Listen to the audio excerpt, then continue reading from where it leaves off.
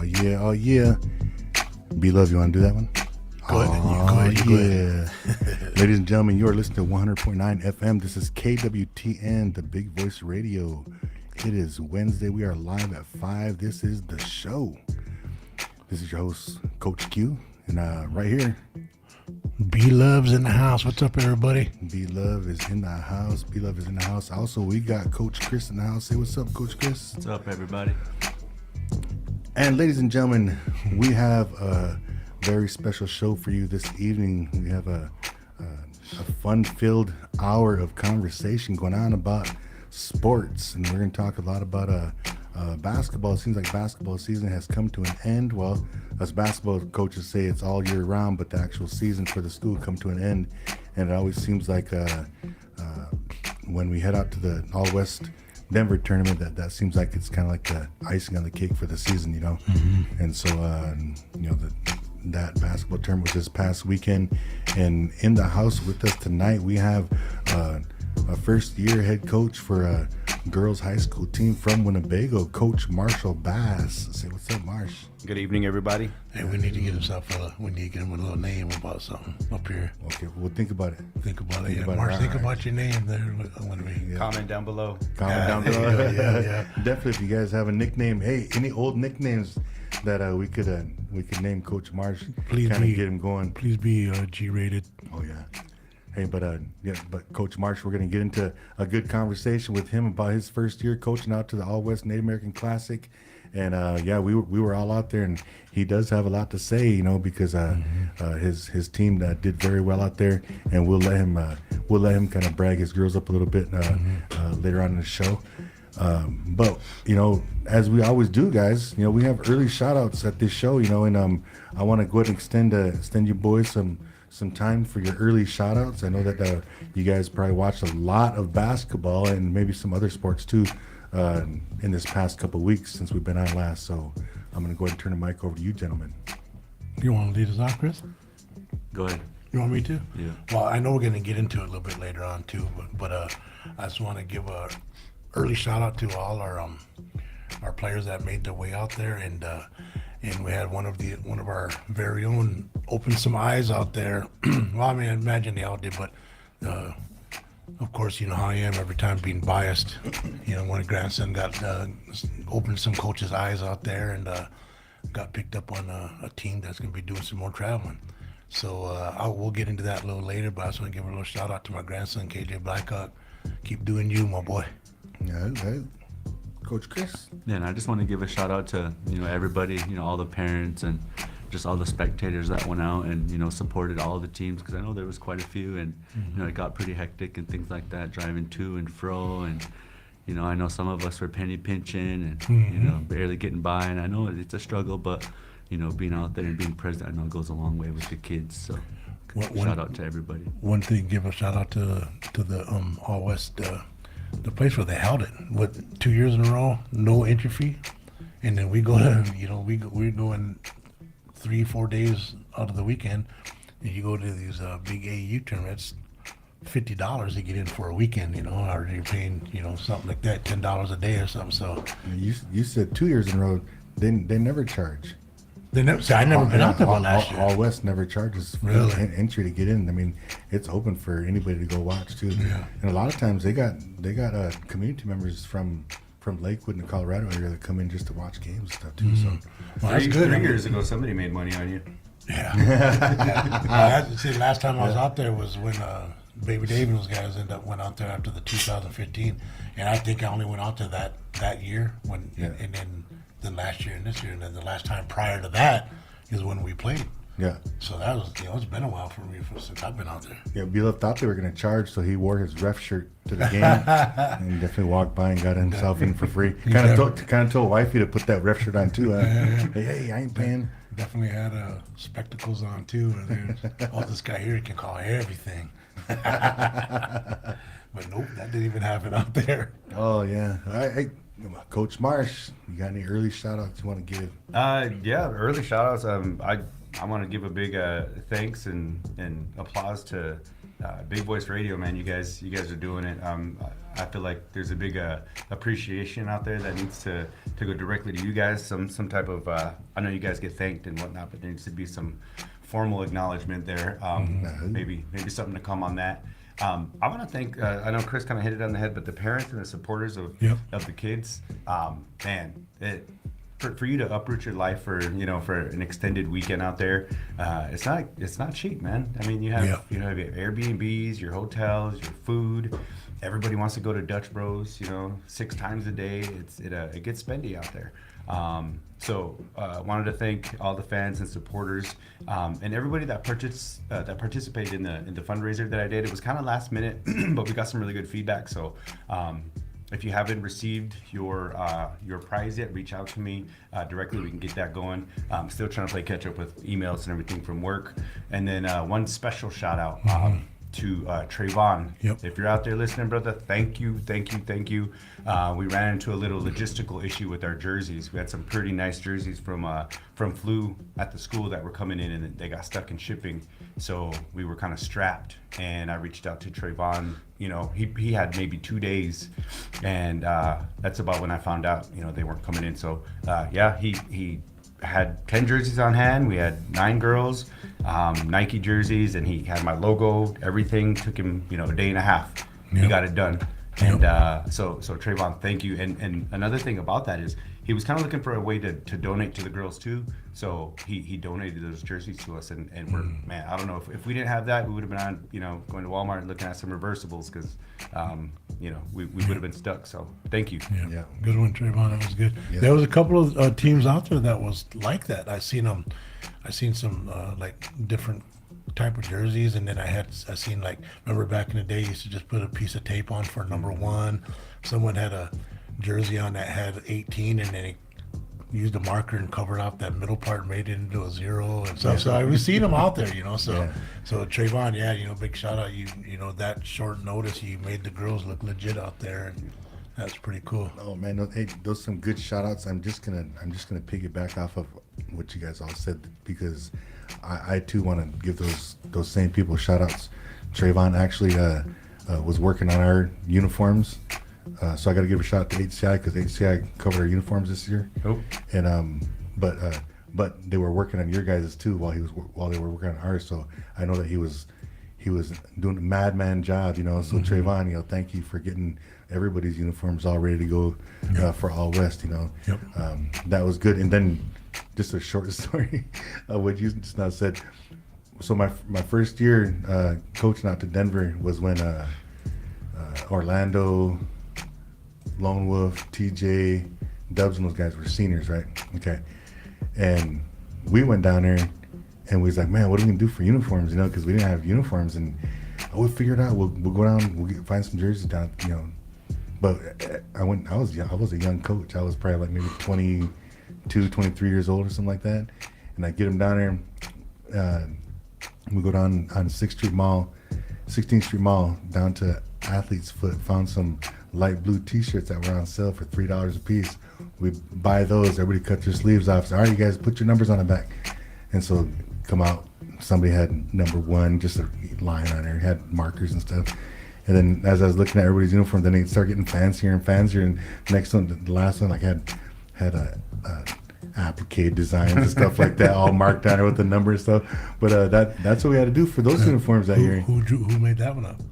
I can't even remember. Maybe it wasn't Baby Matt. He was too young, but it was somebody like that, some power guy. Anyway, but it was a fun time, and that was my first year going down there as a coach, and I remember our fundraisers back then. We just earned enough to get one hotel room, and we piled 10 boys and 2 coaches in that one hotel room, and same 45, maybe $50 a night, Jeez. I'm just saying that's how it used to be. Yeah, bring them days back. Well, I mean, I've heard all that. I mean, with the Popses when they traveled, that's how they did it. Yeah. That's how we knew. That's Yeah. Bologna sandwiches. Yeah, but then it's different now. It's different now because, like, I think most of us all kind of started early planning this thing, and Now they got Airbnbs when you have to stay in the hotels no more. So it was pretty comfortable. And it's always good to keep the team together all weekend long instead of having them play and then separate and go off so they can continue on having a good time together, you know. So it was good. And then for the people, all the fans from Nebraska, I want to give a shout out to all the fans from Nebraska, because every time that Warpath had a game, it was all the other teams from Nebraska who weren't playing at the time were over there watching our games. You know, same thing with these guys' games too. You know, so it was a good show out for the Nebraska, Northeast Nebraska. Bro, I went and I was talking to Patrice about it, my wife, and we were saying that on the way back, and I said I must have watched 45 games all weekend. You know, had the 4 teams from Winnebago. I watched 3 of them every game. Your guys' Marcinum's, Christian, those guys' games. So I watched every one of their games. I was there at 8 in the morning. Games. The gym didn't start open till 9 or 8:30. And I'm like, what the heck? So anyway, I was there. But when middle of the day, you have to go get a seat. So I'm watching games before that game that I wanted to watch. So I got to see a lot of other teams play. Yeah. And the funny thing was, the 2 teams that won the gold, I didn't even see them guys before at all. So I was like, what the heck? Who's the teams I watched? I watched Oklahoma Choctaw, and I was like, ooh, that's the team right there that's going to get the team that you guys got, that beat you guys, Legendary Elite. That was the other team where I thought, okay, they might win this one. Then a team, they were called Rock Hawk or something like that, and those guys, that's who beat Big Time Elite. And those guys, I was thinking, okay, those guys would be pretty good too. Those guys didn't even make championship. So I was just like, man, the 2 teams that were out there, I didn't even know they were even there.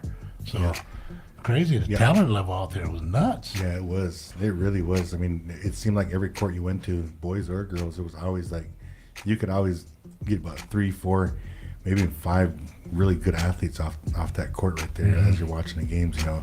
And then some of those teams, you get 10 great athletes out there at the same time. That's crazy. There's a picture on there, if you guys following on YouTube, or there's a picture of Marsha's team right there.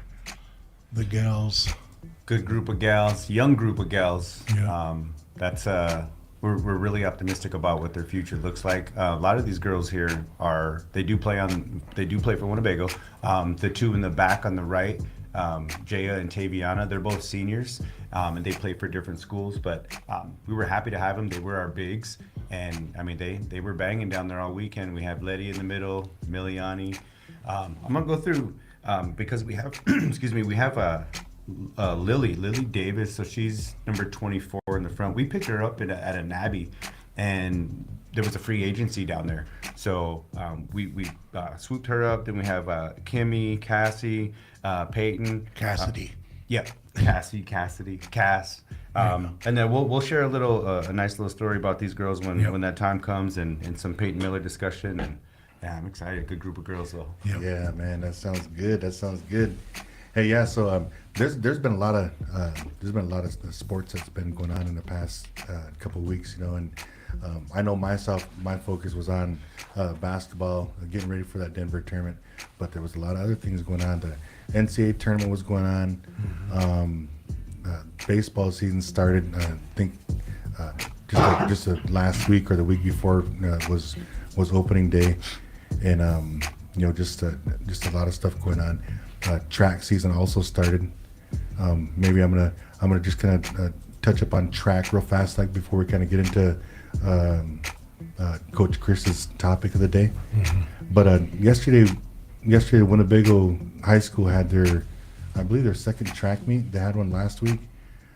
We were out of town last week when they had it, but they had one yesterday in Stanton, and they did pretty good yesterday. It looks like the girls, Gianna Grant, I remember she did, I think she placed in the high jump and also the triple jump, and then relay too, I believe. Oh, she was in that relay as well. Oh, excuse me. But there it is right there. It looks like she got in that relay. And who was in that relay? Right? Oh, she lost it. Right there. that relay right there. This is Gianna Grant. They got that relay right there. Right below it. 4x1 relay. Gianna Grant. What's that second name? Maju Snow, Charlie Snow, and Breezy. They got 6th place in a relay. That's pretty cool because all those girls right there, they're all little water bugs. They were fast girls right there. Breezy she was out in Denver, played all those games too, and then she got right back and started running around track. Yeah, it looks like Kimmy Stover. She had 2nd place in the 400, so that's pretty good. Yeah. And then on the boys, you got Darius Flemisher Booby. He got 2nd place in the high jump. Man, I wonder how high he jumped. It doesn't show how high he jumped. In the 200, he got 2nd place, and then it says right here a new school record alert in the 100 meter, and 1st place time with 11.03. That's pretty fast. Yeah, that's pretty fast. We had a little discussion on social media today. I just kind of shared something, like our new Tom Baker. She's always, so proud of him. Excuse me. And especially in football too, he was a real good running back and real good football player that he taken talent to the track now, and he's flying around. And I just kind of posted on Facebook. I don't know if anybody else seen it, but it was just kind of like to let them know that the last time I heard the record was Darwin Snyder had it back in 85, 86, and he ran like almost a little over 10 seconds for that. So I was just kind of correcting that on whoever posted on the Winnebago thing. I was just trying to correct them a little bit, just saying, they got to dig a little deeper, and just look. But he's got the talent and he's got the time right now to beat that record. And records are meant to be broken. So, In that time, just to, I guess, to co-sign, because it was right there by the old gym. It was the old gym. The records were all hanging right there on the wall, and it was 10-6. 10-6. Yeah, it was 10-6. And that was right underneath your 17 assists and Jules' 51 points. It was right there. Right there. Yeah, it was right there. So, like you said, records are made to be broken, right? Yeah. All right. So. So go get that, So booby. yeah, and so then let's see what the rest of them say right there. BLUV, come on, man. I can't even see you. You're right next to the screen there. Hey, who's that little sexy Okay. guy that they just showed senior pick? And then in that one right there, the 4x100 relay, Elijah, Melvin, Raheem, and Booby. Yep. They got 6th place in that relay. The 4x400, Noah, Caden, Joseph, and Wakaja, 6th place. Oh, congratulations, you guys. There you go, boys. That's good. And then the 4x8, that one's the tough one right there. 2 times around a piece. Aaron Hewlett, Elias Penn Kennedy. Oh, birthday boy, Tuchke. Patrick Burt and Duta Aldrich, 2nd place. Oh, Nice. Congratulations, you guys. Wow. So one thing that I want to say, besides that, I'm proud of those athletes right there, not just the ones that placed, but everybody who competed. Because track is kind of it's a difficult sport because it's an individual and you have to be in front of a whole bunch of people, and then if you're behind, like if you're in a race behind, you're behind, it's, I guess, unsportsmanlike, just quit, you know what I mean? So you have to finish, you have to finish. Oh, Bobby Joe got that height for Booby. okay. He jumped 5'10". Oh, 5'10". Oh, he almost got the 6-footer. All right, hey, congratulations, Booby, on that. That's pretty high right there. I think the school record. Trey's got the school record with what, 6'6", 6'7"? 6'7"? Yeah. So yeah, there's a way to go, but man, these guys, these athletes can jump nowadays, Yeah. And I know Booby's got some strong legs. Yeah. And I try to talk Raheem into going for the high jump because just in the past year or something like that, I noticed that he just got some weight, and he can only jump off one leg. Yeah. He's a one-leg jumper, so he should be like. I noticed that this weekend floating around. He just needs to get the form down. You know what I mean? Yeah. So there's another thing right there that yeah. that showed that Talk that to golf season's even upon us too. So Yeah. Like Jerry Earth went down there, and I remember Kenny Boy posting a snap or something and saying that, but he Yeah, I got like ninth place out of like 80.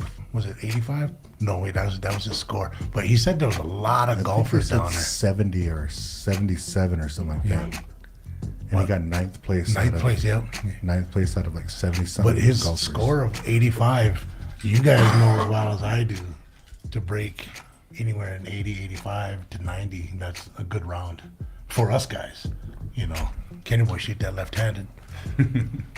But yeah, so No, it's just that is crazy. good too, and I know that he's been working on his short game. Yeah. Because he's got a drive. He's got a good drive. Yeah, that's what I'm saying. I Jerry's seen got a him real drive. good drive, but Yeah, he's been he can working get a it lot done.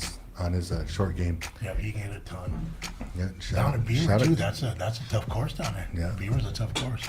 yeah, shout out to G Boy. Yeah, good job, G boy. All right, so we're gonna go ahead and get into the first topic discussion. We can go ahead and give the microphone to Coach Chris. I know he has got something that's on his mind. Yeah, and I guess what's been on my mind is the first one is what makes a good coach. And I think for me, in my opinion, you know, and just, you know, the coaches that I've had in my life, and one thing that, you know, they kind of bestowed upon me was just, you know, being a student of the game, and not just within your respected sport, but within life, and understanding how sports and life just go hand in hand, and you know the experiences and the things that you learn playing your respective sport translate, you know, to, you know, you becoming an adult, and kind of helping you build your character. And one of my coaches, he's no longer with us, but Coach, we just used to call him Coach Doc, but Dr. Rogers. Yep. He was a principal at West for a long time and made his way over to South Sioux, and he kind of started coaching me in my 7th and 8th grade year. And he was real heavy on the discipline, man, and all up in your grill, and you know, and never apologized for anything, you know, and made sure that you knew, good or bad, that, you know, he was going to be on you and hold you accountable. And, you know, for me, that was kind of a new experience, but I think, you know, as I got older and as I started, you know, having my own kids and started coaching, and, you know, just the impact that had, and the things that he was trying to teach me, and how he was trying to get my eyes to, you know, become more aware of, you know, certain things, not just, you know, playing ball, and, you know, there's other things you can take away too. And he kind of helped me become, you know, a better leader, and just overall, just a better person too. So really want to give a shout out to him. And I know Dawn, his wife, is out there. If she's listening, just want to give a shout out to her as well. But I think, you know, outside of that, you know, for me and my experiences, you know, one thing that I, you know, kind of hang my hat on as a coach is that, you know, I want my guys to really embrace kind of who I am, and in saying that, you know, my identity is I want my guys to be tough. And it's not just physical, it's from the mental standpoint too, because, you know, throughout the game, there's gonna be adversity. You're gonna find yourself down. You're gonna find yourself in a situation where, you know, it's not gonna be easy. And really, you know, I want my guys to understand that when adversity comes, you know, it's important for you to keep a positive mindset and really, you know, work together to fight. You know, you got to fight. And it's not just the physical side, but it's the mental side, because, you know, having a positive mindset, you know, that carries a lot of weight in any sport too. So, you know, that's kind of how I want my guys, you know, to kind of take away from me, is that part, you know, that mental toughness, that, you know, just we got to lock in, we got to dig deep, you know, type of mentality on both sides of the floor too. So, you know, one coach that I kind of really look up to is Pat Riley, and just his overall toughness, you know, and every team that he's went to, he's created a culture, he's created an identity, and it's just built, you know, on being, you know, mentally stronger than everybody else. And we embrace the defensive side of the ball. So, you know, that's kind of who I look up to, and, you know, like Phil Jackson and things like that. But, you know, more or less, I think, you know, what I really liked about this March Madness tournament was, you know, Coach Dan Hurley. I think we've seen his team really respond, you know, and really take on his identity and kind of show some resilience in that Duke game, and being able to, you know, shock the world. So, yeah, that's pretty much all I wanted to say. I don't know if you guys got. I'll just kind of throw my 2 cents in a little bit about the coaching, because as you were talking, I was kind of like picturing like coaching, and my picture was like coaching like real young guys. You know, I'm talking like the peewee age, you know. And I was thinking, one of the things that I think about that's really important about the coaching thing is whatever age whatever age group that you're dealing with, you got to make it fun for them. You know, you got to make it fun for them, because you know when you get to even when you get to high school and stuff, it's more about learning, building muscle, building skills, and in the discipline of stuff. But there's also a way you can make it fun for the kids, because they love basketball by then, you know. So just try to make it fun for the kids. But I wanted to talk about the little bitty guys, you know.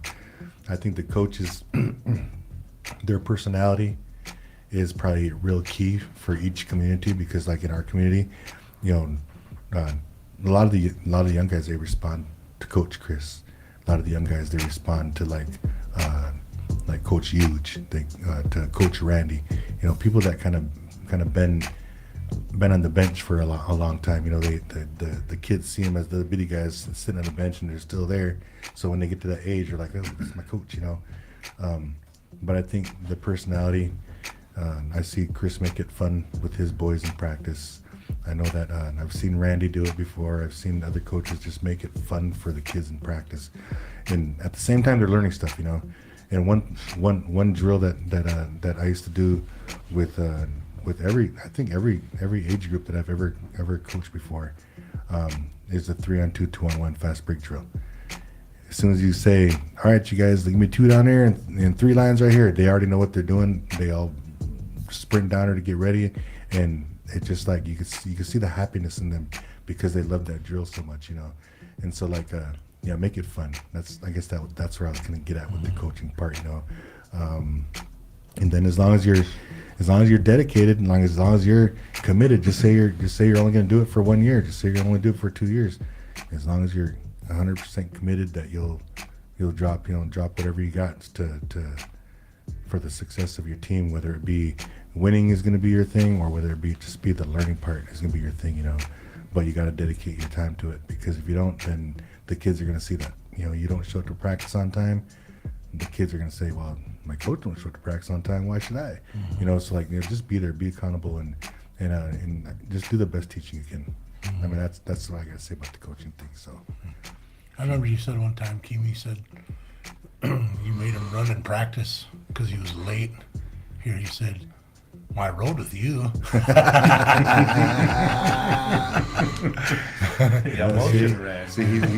He's got to be accountable. He's got to be there on time.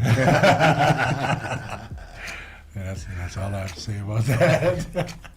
So Marsh, how about you? I mean, I know that even though this is like your first action of coaching the high school girls at this level, at a tournament like this, you've been coaching in life, and you've been coaching your kids, you know, all their lives. Maybe you can have a little perspective on Coach Chris's topic today. Yeah, it's tough. I mean, you kind of hit it on the head when you said, you know, you're coaching in life. I mean, I think that's a lot about what this is. You know, you got to have a group of individuals who are, you know, rooted in your vision too. You got to paint what that vision looks like, right? Initially, this for us, our All West trip was like, let's get a team together. Let's get these girls together. They play varsity ball, right? They don't always get, you know, the playing time that we feel that they should. I mean, we're probably biased because we're parents, but we wanted to take them out because they are the future of the Winnebago high school basketball team. So, and we know the potential that they have. So those are some of the things that we wanted to take them out there, and we want to instill pride and confidence in these girls, because when they get in, like, you know, my daughter, you know, your granddaughter, they'll get in and they'll hit some threes, but it's tough to, you could see the confidence in them after they have a screw up, right? They'll kind of get down on themselves a little bit, so they need more court time. And being relatable too, being around my girl, my daughter, and her friends, it really kind of shows how uncool I am nowadays. So, so to be relatable to them, you know, you're not really, I like what Chris said about, that's the type of coaching that I'm used to, right? That stern, you know, you're being held accountable for everything. If you mess up, you're running, you know, you own up to that. But at the same time, you're doing it because it's for the betterment of the team, right? So I try to find a happy medium with these girls. Essentially what we said is, I mean, it's not the high school basketball team, right? We're not out here to win gold, and you know, we'd love to, but what we're really trying to do with these girls, it's a little bit different, my approach, and shout out to Ronnie Miller too, because Ronnie, he we got together and we took a team out. And, I played against him for a good portion, more his younger brothers, but I know that they can all hoop.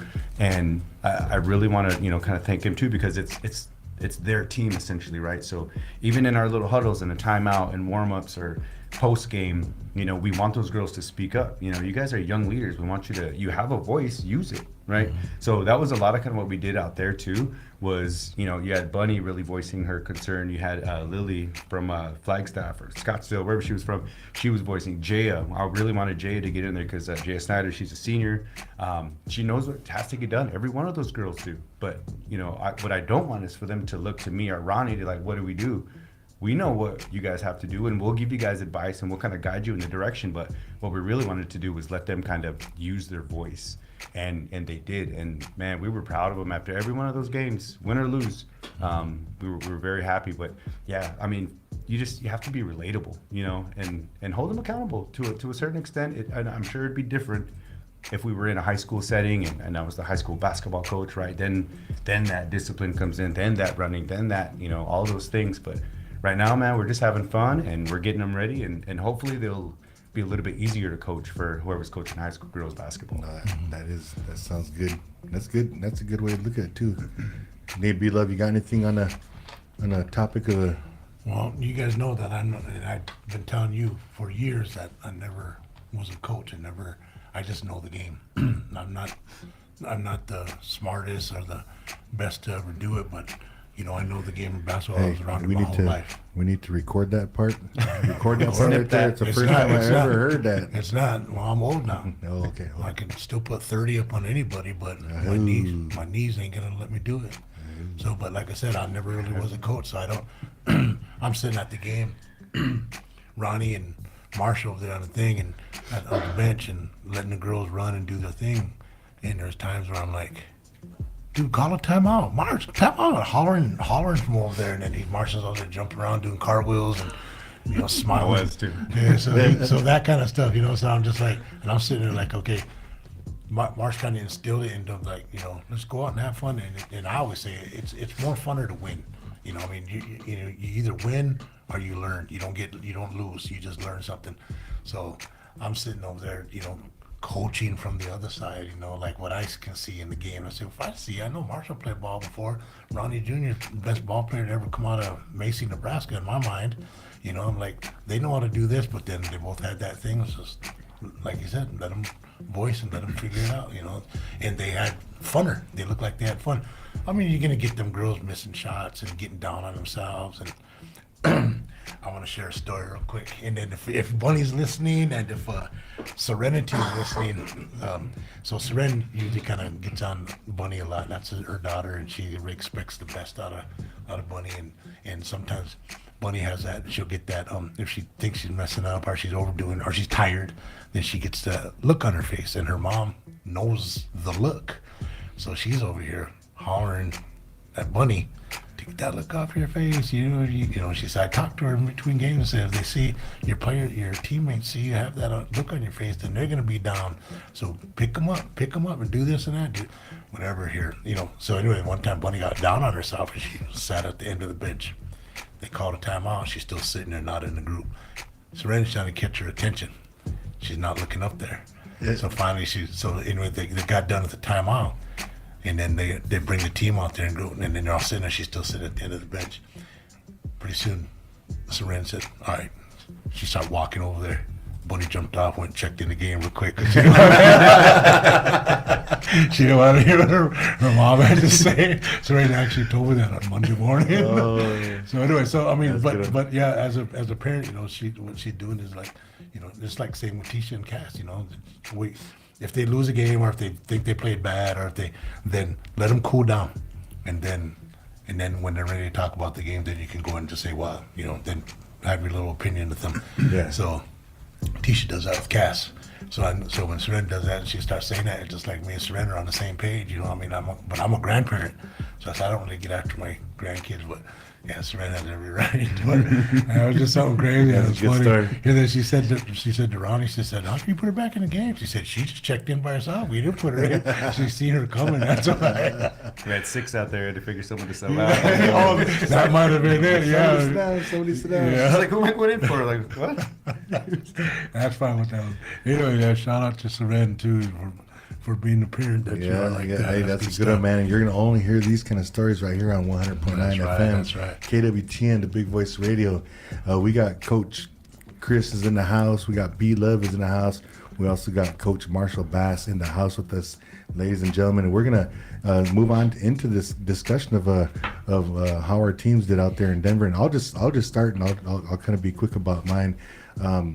The Warpath High School boys went out to Denver this year. We kind of expected to do better than the last couple of years because man, like last year we got first place in the silver division, but we got snubbed from the gold division 3 years in a row really, and that was our goal this year, was to try to at least to make the gold division so we could try to make a run at it. And I gotta say though, this year's Denver trip, even though we didn't come back with any hardware, was one of the more funner times. We had 5 seniors go out, and it was their last all West, and so they made the best of it, and they really played well. Oh, dude, yeah. We got a couple. There the boys are right there. We had a couple underclassmen. Well, our seniors were Ashton LaPointe, Farron Carnes, my son Rock Freebass, Keaton, right there. Keaton Frazier, he's a Santee boy. That kid can play. Yeah, he's a hooper. And then Lige in the back there, Elijah Whitebeard. Those are my seniors right there, and they really had a great time. We got an Airbnb. We enjoyed it. We was just real close to the gym, so it was like a little 4-minute drive. They were right down from In and Out. So, man, these guys they had a good time. They had a good time. Not one of them had a complaint. First night we get out there on Wednesday to go see the Nuggets and the Nuggets and the Mavs play. Jamal Murray had 51 points. Joker had I think they said a 30-20-20. Yeah. Our 30-20-19 game, so they got to see a really good Nuggets game out there, And then Thursday came along after the coaches meeting. We had a game scheduled for 6:30. Won our game. Another game scheduled for the next day at noon, and we won that game. And then our third game in pool play was scheduled for 8 o'clock in the morning on Saturday, so we went in early that morning and won our game. The boys all got playing time. My underclassmen, Keitel, my grandson Keitel, and then Lighty Hunter. Those guys got a lot of playing time with those games because we were ahead. And then also when they got put in the games too, in those pool play games, they just fit right in with those upperclassmen, and they were playing really well, hitting shots that they normally don't take in a varsity game, rebounding, putting them back. Yeah, those two right there, Lighty and Keitel, they're going to be some good ball players in the next couple of years. Lighty, you say underclassmen. What grade's he in? I think he's a 10th grader. Wow. Yeah. He could hoop. I'd take him on my squad. He just does all the little things, Yeah. the little quiet things. Yeah, and to be honest, after these seniors are done graduating out, I think the underclassmen that I just named are more than likely going to be all blending in with big time for the next few years. So that older Warpath team is going to be done for. They're all graduating out, so looking into some new and exciting things with Coach Christian, Coach Dave. So, but we went into tournament bracket play, and we won our first game. And each one of the first 4 games that we played, we won by They weren't even 15 or more. They weren't even close. And so the boys, that's what they got to experience this year. This year is that kind of a tournament where after each game they all had a good time. They all got to score. They all got to do their thing, And then we went up against a tough team, and I was really glad to see Big Time beat this team, and they did it in a real fashionably way, Exciting. Man, but when we played him, we just could not stop their shooter, man. He was tall dude? he was on point, man. So when Big Time played him, that guy didn't hit nothing. Yeah, He had a no, couple. I watched he had a couple the whole dunks. game Yeah, too, he had a yeah. couple dunks, and then he missed everything he shot up, but he shot all the time, which he's a good ball player. You can tell he's good. And then I was like, I just said that to my wife. I said, after watching your guys' game, and I was like, man, he's hitting everything. I said, it's a good thing he wasn't hitting like that the other day. Yeah. But at the same time, they couldn't hold KJ either. None of those guys on that team could hold KJ. KJ is going crazy on them. Yeah. So the boys, they were really satisfied with the trip on the way home. They expressed it all, and I actually had to take some individual time with each one of the seniors and kind of like share with them a little bit, and I kind of told each one of them that I was going to miss them. We've been through a really long journey together, Coach Q and these boys here. I start coaching them guys when they were in the second and third grade. It started off with nine. I told a story before. Started off with 19 boys in those 2 grades, and I had to try to get 19 boys into one game, PB game, one time, and I just like, man, I got everybody in, but not too many people got to play too much, So we had to split 2 teams up, and then this is what we have left out of those 19 boys. So, so I told them that I was gonna miss them, and that I was really glad, and I was really proud that I was their coach, and they all responded real good too, because they know that it's their last time hooping together. So, but that was our trip, and we had a good one. It was fun, and it was a very, very memorable one too. So, 4-1. Warpath went 4-1 on the weekend. Yeah. All right, Coach Chris. Oh, good. I'll let Coach Marsh. Oh, good, Marsh. Coach Marsh Cool. go. Let's talk about it. Let's do it. Excited, man. So yeah, we had our girls. We all went out. Again, the expectation was let's go out and have fun, right? Let's go. Let's do this. Let's knock that rust off. We get out. Pool play. We ended up winning our first game. It was a decent game. I think we won by close to 19 points or something. But I knew that that wasn't going to be the trend. We just kind of got lucky on that one. Girls played a good game, and after that first win, it was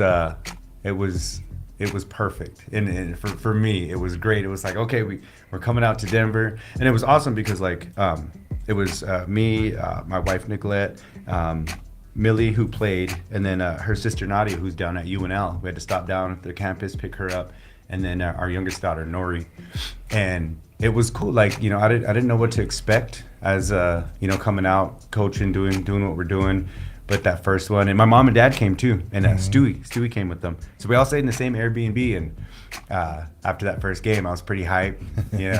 Got home, got to the Airbnb, and everybody was there. And I'm like, we won, and they're like, yeah, we were there. I said, all right, I'm hanging it up. Coaching career, 100%. 100%. Let's go. No, it was awesome, man. And then we didn't, looking at that schedule, we couldn't scout the girls because they played at the same exact time that we did. Yeah. And there was an app, and I didn't find out. Nicolette found out about it, a day or two later, where you can go back, you can buy the app, and you can go and watch. So I didn't know that was there. So the next game we run in is a tough team. Those 2 girls played the same time we did on our first game on the other court, and there was a blowout. And I'm assuming we're playing the team that got blown out, and we thought that was the team that blew them out. No, it was the other way around. And that team had went to state. We found out. I think Tisha found out that team. They're from Montana. I don't know. I really don't know. But come to find out, for the past couple years, they went to state. They were all seniors, and they beat up on us. And the third game of pool play was we got our butts handed to us again. And it was tough because we have girls who aren't mature from a mental mindset yet, right? And we saw that. The parents saw that. When things weren't going our way, it was obvious. And my girl included. We have conversations. We know these things. So really trying to push that home. And we have a little parent group chat too. So I know all of us parents. We said they got to get stronger on the mental side. Physically we know they have it. We were confident about that.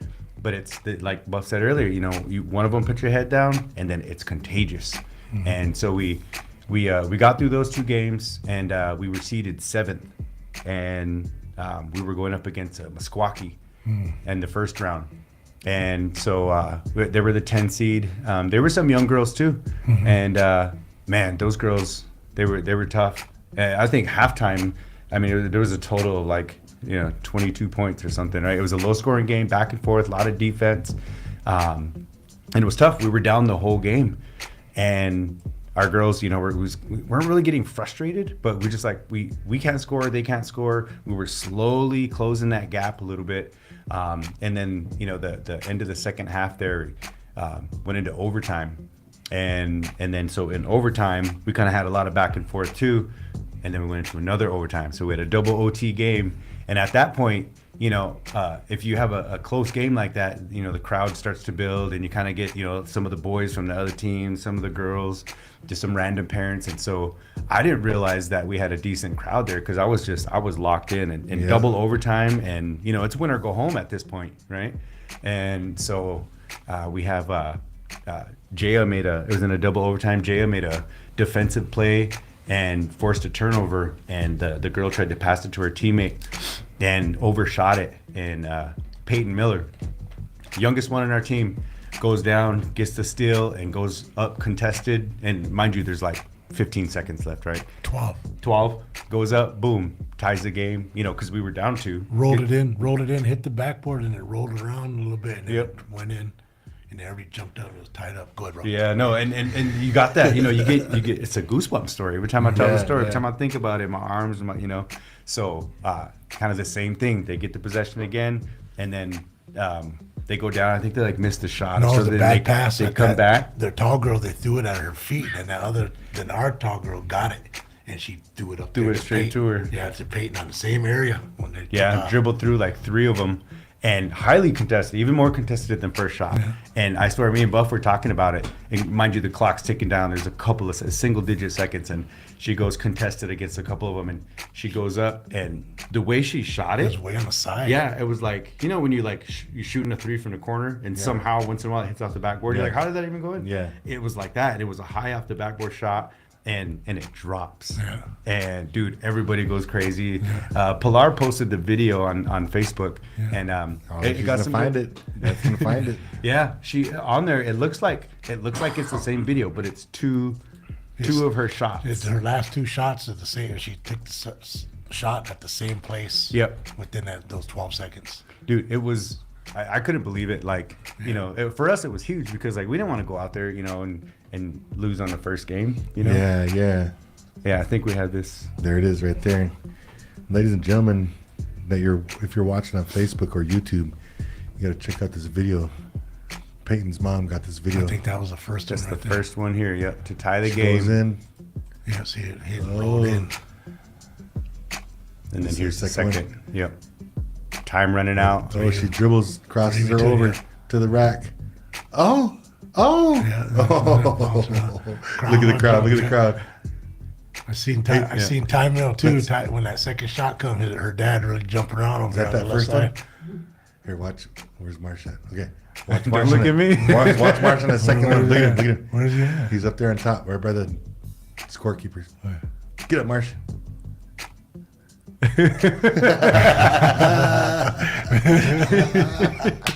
Yeah, the feeling though. I mean, I see why this stuff is. I see why coaches stick with it, man. It's pure euphoria. That's the only thing that I can relate it to. To see this and to see it come from our youngest player, that says a lot about her future, but her level of composure when she was executing those last 2.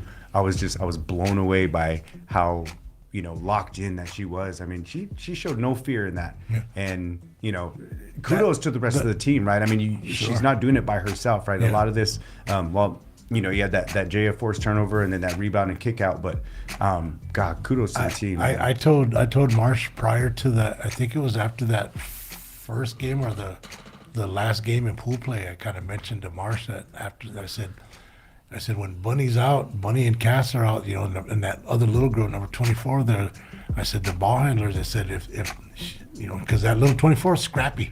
She was scrappy, she handled the ball, but she liked to pull up from no business angles and stuff like that. Mm-hmm. And but she was scrappy. So I told Marsha, I said, sometimes I said, when Bunny's out or Cass is out, I said, you need a ball handler in there. I told him, I said, just suggest, I said, throw Ty Mills daughter in there. I said, she can handle the ball. She's not scared to dribble. She's, she's just younger, but I said, just put her in there a little bit and let her handle the ball. And, not saying that's what happened and that, but, it happens. You could see it, as old players sitting on the side and stuff, who can handle the ball, who should be in there, stuff like that. I just kind of, just a suggestion to Marshall. She did that. And, it looked like it paid off on that game. I like not saying anything like I had anything to do with it, but I just suggested that he put another ball handler in there like that, so Yeah. it worked out. I mean, those things that's always welcome. Any feedback. I mean, I like to, talk to everybody, not only the players, but the parents too. I'd love to hear feedback. What could have been. I'm no expert in this realm. It's fun for us, and the fact that I got to experience a few wins out in a tournament that we played in before, because we used to go as Millie would play, but we would just spectate and I would just record all the videos. But to be there with my wife and my daughters, that was the biggest highlight for me. Like, hey, we started a team, we got to win. Like it was the best for me, man. Like that next game was just as exciting too. Oh man, but we just come up on the short end. Yeah. We so after we won that game, we went over and played the number 2 seed, which was 3 affiliated tribes, and they were the number 2 seed, and we knew that it was going to be a tough game. And they had all their seniors, and they were a really good team. I didn't get a chance to they didn't have too much height. They had one girl that was a tank. She ate us up. But I hyped the girls up, so I got in their heads prior to, and I told them, I said, MHA, I said they're a wealthy tribe. They have it kind of set up for themselves when they're when they get older. They're a wealthy tribe. I said, let's go in there and let's show them how some broke natives get up in here. And so I was trying to hype them up. And I said, it's March Madness. I said, this is where upsets happen, Yeah. And so I was getting, and everybody was hyped. And I'll tell you what, the game went on, and we started rolling, right? We jumped in, we pressed them right away. We put pressure on them. Shit, by halftime, we were up like 8 or 9 points. And the Cass coach got hot. Yeah. Cass got hot at the end of the half. And Cass wasn't, she's a shooter, but she wasn't hitting anything in any of the other games. Mm-hmm. And we keep telling her, and all these girls know that they have the green light to shoot. Yeah. They were, I don't know how, hesitant or reluctant they were during the regular season. They shot, but I know they love to shoot. So we told them, if it's open, take it. Follow your shot, all these things. And the coach on the other end, real tall lady, she was like 6'4". And man, she was not liking the fact that her girls were down by 8 points in at halftime. Second half rolls around. They started coming in, and they were a lot of jump balls. They would trap our girls in the corner. We would tell them, don't dribble to the don't dribble to the corner. Go down the middle. And yeah, they kept trapping us, and a lot of jump balls. And they should have calling. I mean, they weren't calling anything. A lot of them were reaches, but a good 80% of them were valid. And yeah, then they started shooting threes and ended up losing the game. What did we lose the game by? 9. Yeah. But you know what?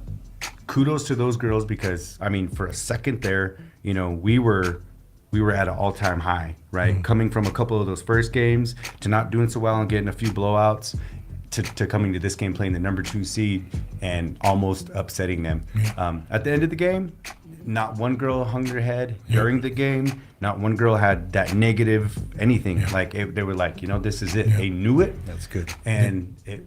And even to add something on top of that team ended up winning the silver. Yep. That team ended up playing Walt Hill, the next one to go to the championship, get to the championship, and they won the silver. So our girls can feel pretty good about that. Oh too. Yeah. So yeah. That just goes to show that it doesn't matter how young you are. I mean, a lot of that, I think we almost beat that team because of their mental state. They were playing good the whole time, but it was just their mental that took over and allowed us to get in our own heads and start throwing stuff away and whatnot. Mm-hmm. So I mean, that just to anybody out there, any of you younger ones that are out there listening, this game, it doesn't matter how good you are, right? You could be a great, fantastic player. You can have, your starting five just be amazing. But if you guys can't get on the same wavelength and have that positive, mindset, that strength, that consistency, that's your weakest link right there.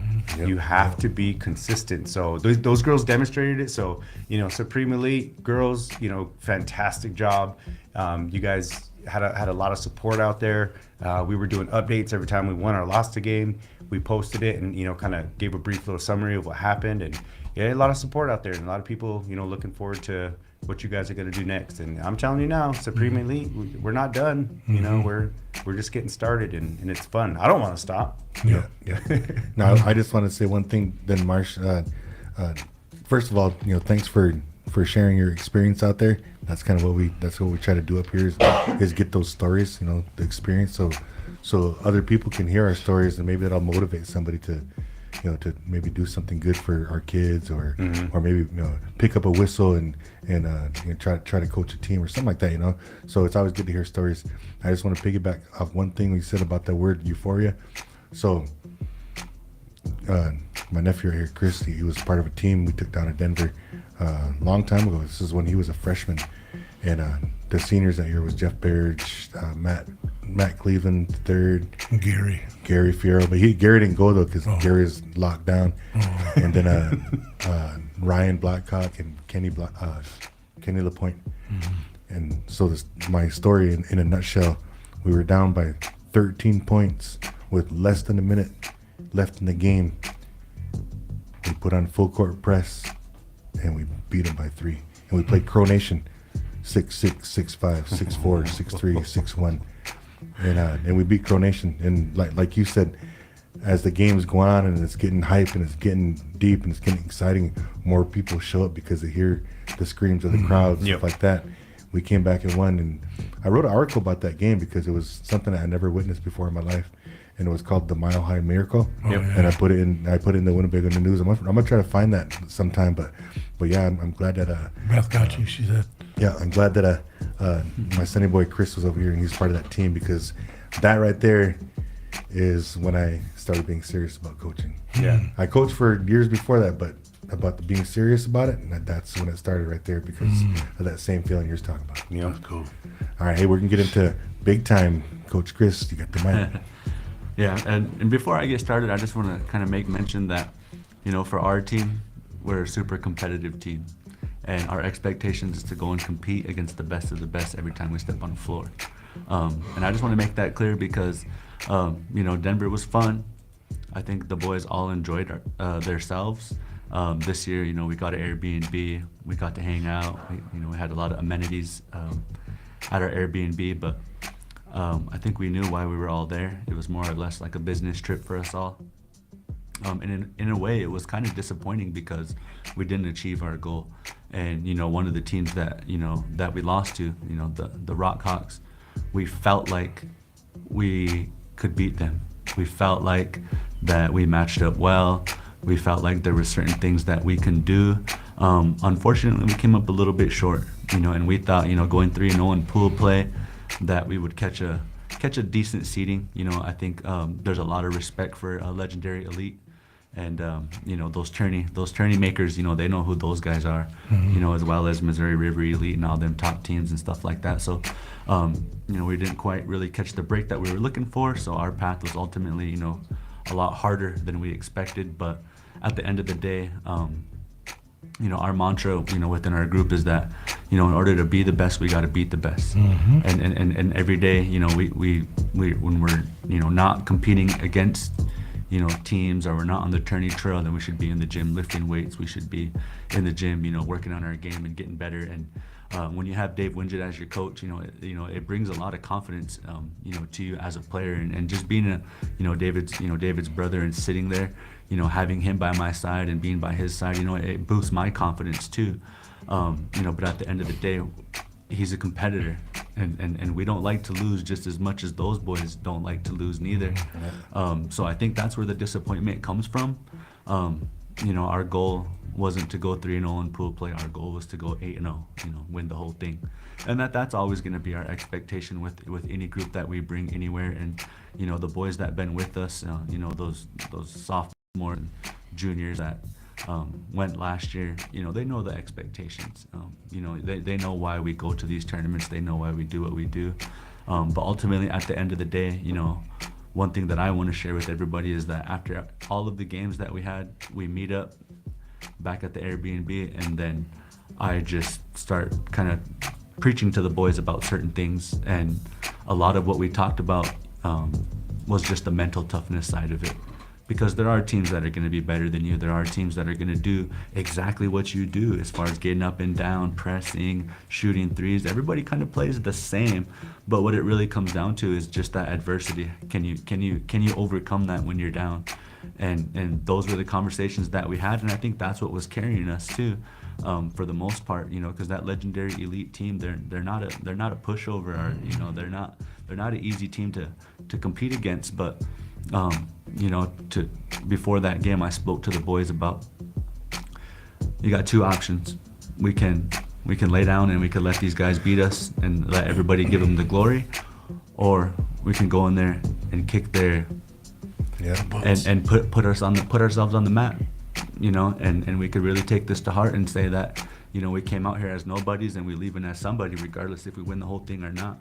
And I think now, after that game, you know, that kind of put us on the map. You know, people were kind of asking the boys questions, and, you know, you guys play for big time. So I thought that was like the coolest part for us, was that the boys really made a statement. And I think with, you know, the success that KJ had at the tournament and being able to, you know, eventually get on with Legendary Elite and travel to these, you know, upcoming tournaments and, you know, all the things he's got going for him, you know, that's what we want. That's our expectation. Like, we want to put our guys in the best position to be successful. And like I said before we left on the radio show, just creating more opportunities for these boys, you know, like however it may be. That's what we want to do, because this isn't my story. This isn't Dave's story. It has nothing to do with us. We don't get anything out of it. We're here for these boys. And that's what we want to make very clear, is that when we do these things, it's about taking the best players we feel can help us win and compete, and then put Winnebago on the map, you know. And I made a post about, you know, we're doing everything we can to represent for everybody back home. And that's the weight that we wanted to carry. You know, we wanted to carry that weight, and we wanted to have that, you know, kind of on our shoulders, is that, you know, we're here for a reason. We're here to win. We're here to put people on notice, and I think our boys did that. Ultimately, we fell short, but, you know, if you lose to a team like the Rockhawks, you don't have nothing to hang your head about, because they were a pretty good team. So, like I said, all in all, it was an enjoyable experience, but we're going to come back next year, and we're going to have the same goal. So. I like what you said about, you know, we're not doing it for us. We're not getting nothing out of this. It's for them. I mean, you guys are creating opportunities that these, you know, boys may not have had they gone to this tournament. And, you know, and maybe there's another team out there that's looking at one or two of your boys as well. You know, who knows, you know, tomorrow they can get that call, say, hey, we're going to Hawaii or something, right?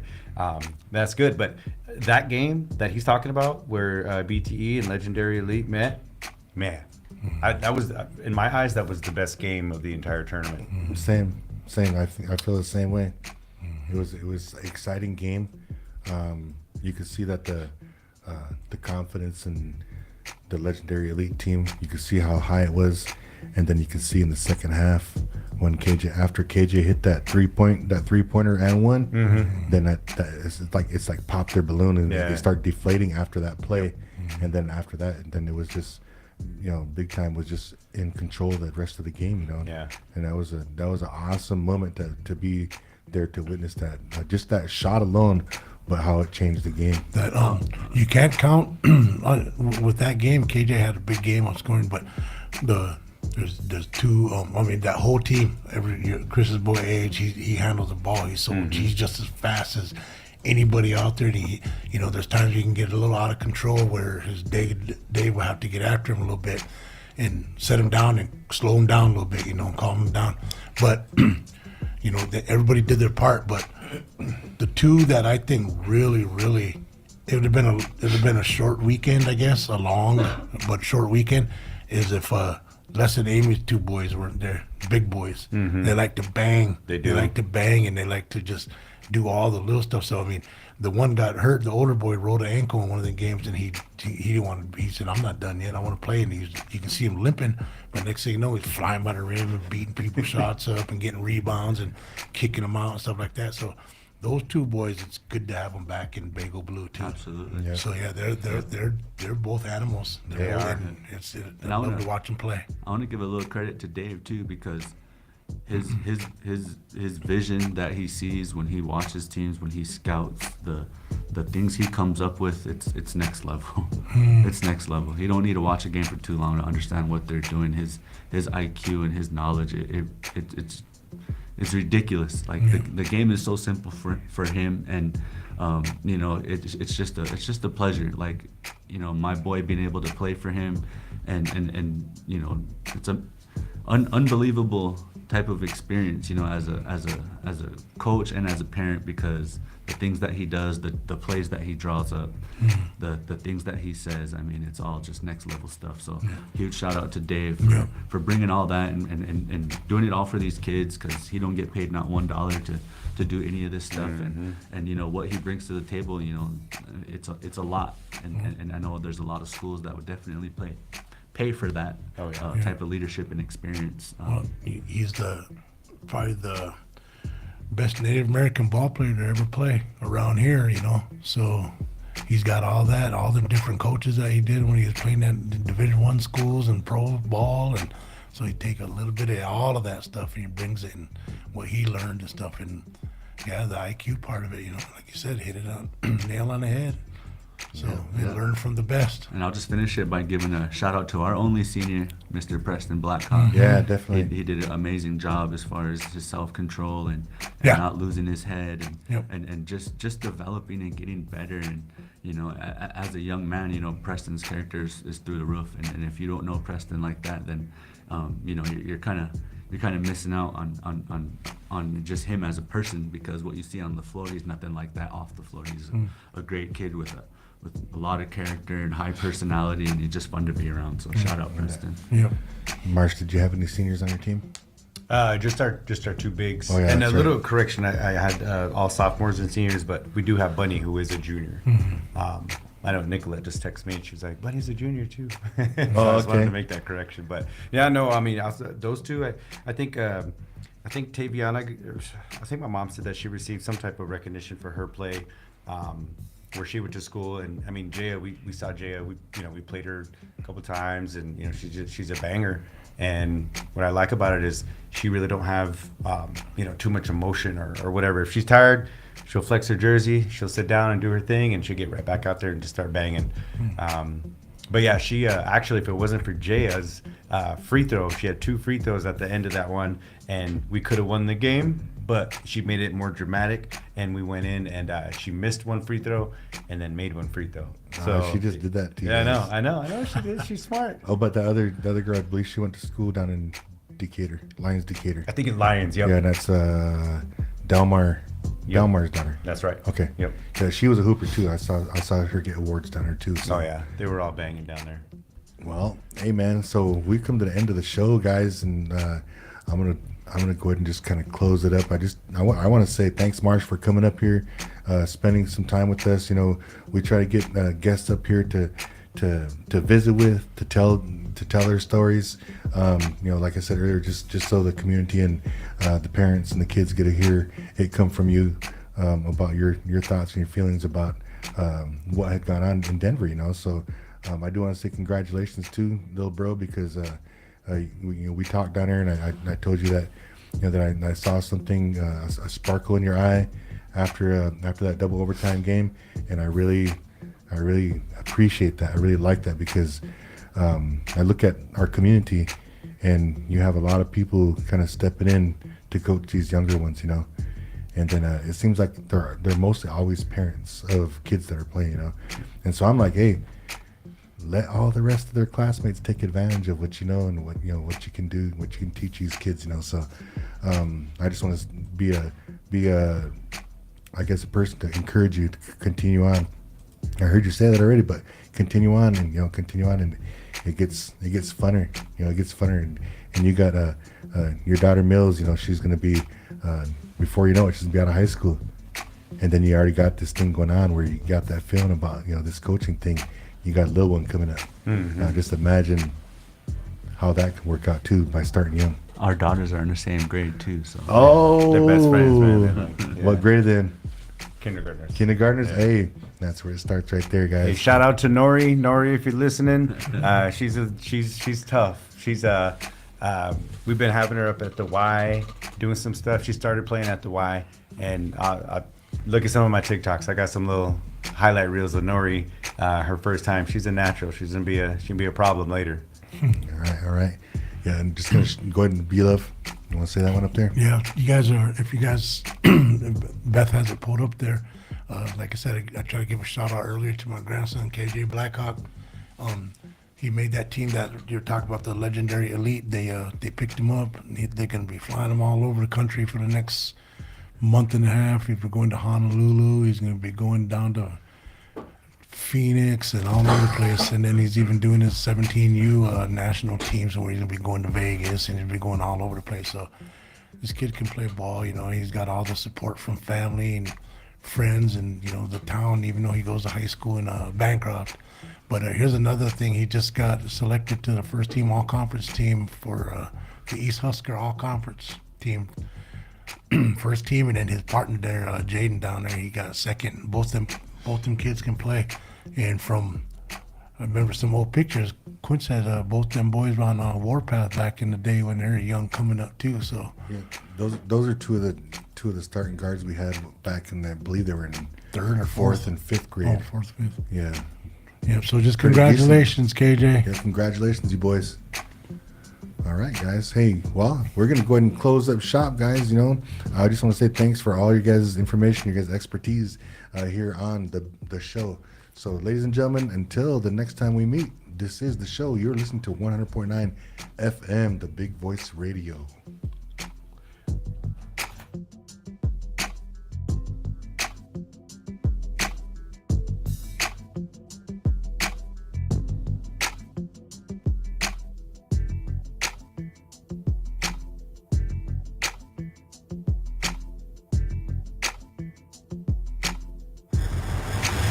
The Big Voice. KWTN 100.9 FM. Allen, Nebraska. The official radio